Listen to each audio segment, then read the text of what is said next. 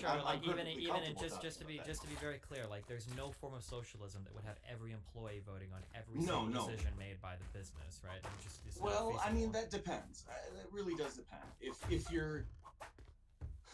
If you're going to talk about, say, a liquid democracy or a more, I actually shouldn't get that requires me to start defining terms that I didn't come prepared to talk about Sure. intensely. But I will say, let's say there were three more decisions, or two, or one, just more decisions democratically, then we're talking about a lot more people's interests. We're talking about a lot more power. The power is distributed in a way that is just absolutely not um, when Gawker is owned by capital, when it's owned by shareholders or run by a board, or et cetera, et cetera. Like you have a few people voting and they vote once, and they may not make every decision. You're 100% right. There's probably going to be delegated activities, Sure, but but like, let's say, real quick into this. Okay, I'm sorry because I love you, but I get roasted so hard all the time for my takes on socialism. Okay, so this is all intensely interesting to me. So, first of all, oh, I'm perfect. It's perfectly fine. Ask any question you want. okay, I may not have an answer, sure. but So, yeah, firstly, so I have to ask: is your version of socialism a for-profit version or a non-for-profit version? I'm a non-for-profit, Okay, but so I you're am talking also a some sort of libertarian socialist. okay, so you're talking for some sort of planned market then, if you're not working for profit, like some sort of Well, that I'm more of if you want me to get really explicit, I'm more along the lines of an anarcho-communist. I wouldn't call myself that specifically, but I would say that I trend in that area. okay, I just I come basically from the more like contract oriented, um, exchange of goods and services, products, labor, etc. okay. I just basically I just don't see how organizing this company in a different fashion.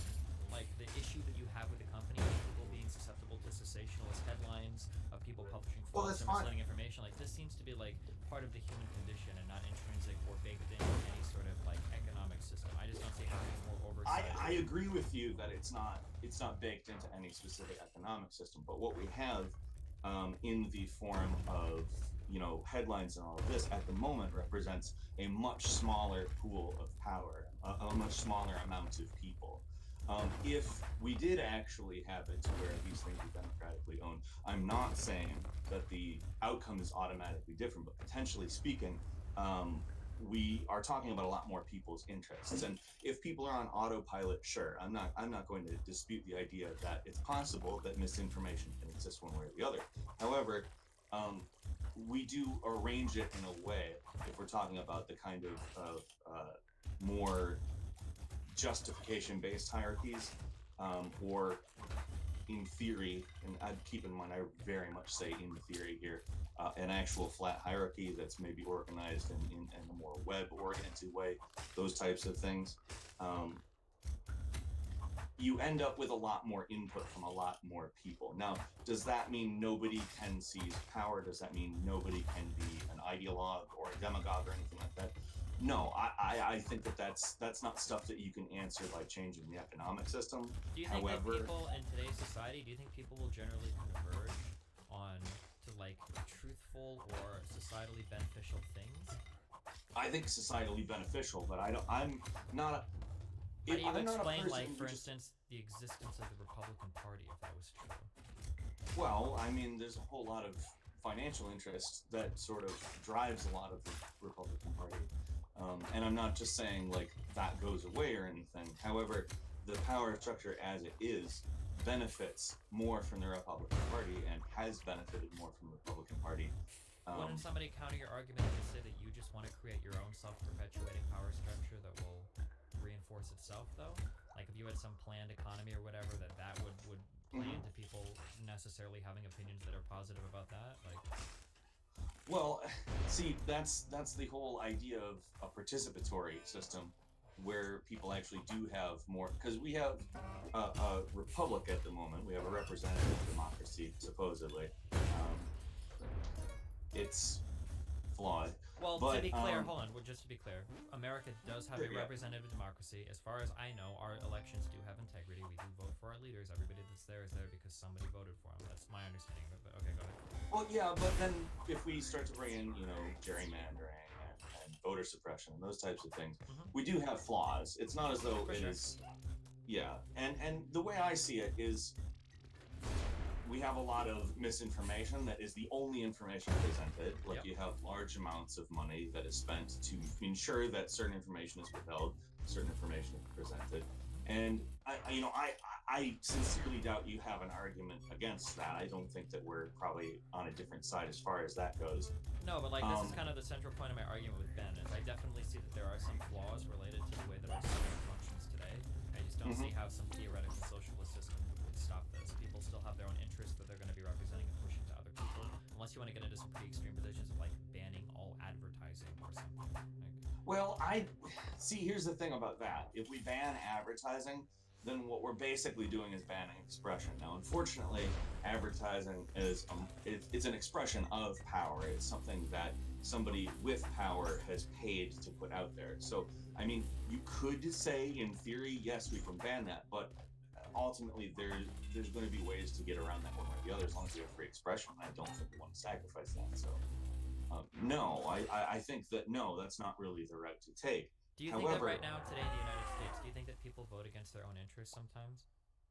oh, I certainly do, but I also think that that is the result of we're scapegoating immigrants for so many things. We're Mhm. scapegoating various different races. We're scapegoating you know X Okay, if you think that economic people group. are susceptible to all of these problems, why did you take so much issue with me saying that right now in the U.S. workers are dumb? Oh well, Because it seems like because you kind of dumb agree is with me. different than uneducated. Okay. I guess that's kind of the thing. Like, when I say dumb, well, what that means is like you're inherently dumb, not like your situation provides um, context that ensures you can't see this thing or See, this withhold kind of some. feels like the race realist argument. Like, do you really Does think? it? Well, yeah. Like, do you think, or I don't know what level. I mean, I imagine I have no charitability on Twitter at this point. But like, when I say someone is dumb, do you think that did you really think I meant that someone is like intrinsically by virtue of their entity like incapable of ever learning or becoming educated on some topic, that they're actually like defined as dumb? That these are like genome sequences that are like forever destroying their brains from working. Like, No, but at the same time, like, you don't have a context on Twitter, and therefore, when people are using words like dumb, it does imply a less charitable intent than uh, just the idea that there is power at play that is withholding or boosting certain information that changes the context that somebody maybe socially exists in. okay. It implies a certain viewpoint to say dumb rather than to say uneducated or ignorant. Like, whether or not you 100% meant like they are biologically determinist, quote unquote dumb. It implies a leaning towards a less charitable prescription for why they don't have the information. Yeah, I can see that on Twitter. I mean, I would say that if you're familiar with anything else I've ever sort of done, obviously you know that I've known I'm people not some ways, but terribly yeah, sure, I can familiar, so. understand that. Um, I'm not sure if I would have said. I wish I could rewind the clock because I feel like if I would say like workers are uneducated, I feel like I would have gotten the exact same pushback, but people would have been complaining that like, oh, You would. so you think? I will say you wouldn't get it from me. Okay, I absolutely would not push back if it had been educated. But dumb, it just implies a less charitable position, in sure, my opinion, anyway. okay. I don't. I guess I don't. I mean, I don't know. We can go. Like, these are all very general arguments. I'm not under the Sure, impression, or yeah. I don't agree that like democratically running like every part of society would necessarily produce better outcomes for people in society. I don't know if Hmm. like the average person is capable of making like decisions that would lead to things being beneficial for everyone in society because they're Well, I yeah. guess my question there is, why not? So I'm not going to say because people are dumb. I'm going to say because people are generally uneducated. But the reality of the situation is that like I think most people just want to work, go to work, and then come home, and then they either want to go and hang out with friends, or they want to spend time with their family, and then they want to go to sleep. Sure. They don't want to open YouTube or Twitter or go to Google Scholar and start reading like on the things.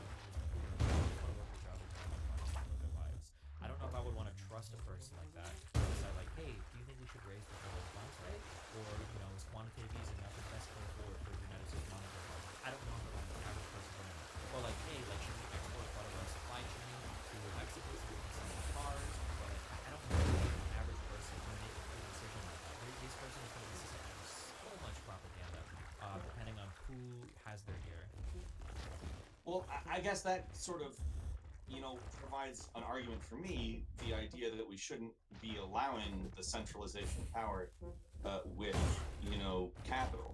I feel like the more you own, the more likely you are to be spreading that propaganda, and maybe if you have more personal affects rather than private property that you're running enterprise on, and you're not conglomerating and collecting capital, the likelihood of you being able to actually dictate the information that leads those people down X rabbit hole or Y, path towards white supremacy or what have you. I feel like it's not necessarily a cure for that, but like it's much harder for when we all have closer to an equal amount of power for that to happen. So this is just something that I can push back against everything you said. So firstly, Sure. in terms of incentive, capital is just one incentive for trying Mm-hmm. to convince somebody of something else, right? If I'm trying to convince a girl that we should go home and have sex, it's not because I'm like leveraging capital to do that or whatever. It's because there's something that I want and I have a I would personal disagree background. with that. You're actually leveraging social capital, and if you, Okay, that's fine. display, Yeah, if you yeah, want to say social capital, that's fine. Okay, well in that case, people in a democratically voted workplace are going to have managers and leaders, right? You have to. Just sure, because you're in a democratic workplace doesn't mean that everybody is the same kind of employee, and people even get paid more correct. depending on your organization. So you are going to have some sort of union leader, some sort of worker leader that's been voted on. That guy will have more social capital than other people, and he has all of the incentives to push the same type of either anti or pro whatever propaganda that he wants to based on what he thinks is right. The same way that a Sure. capital owner But would as pro. well, here's the other problem with that is if you are in a situation where it's an actual democracy, then that person's power is significantly more revocable than any person's power in the arrangement we have today. Um, sure, but it still doesn't escape at all from the incentive structure that this person might have to push certain types of Okay, agendas. well, here's the problem with the incentives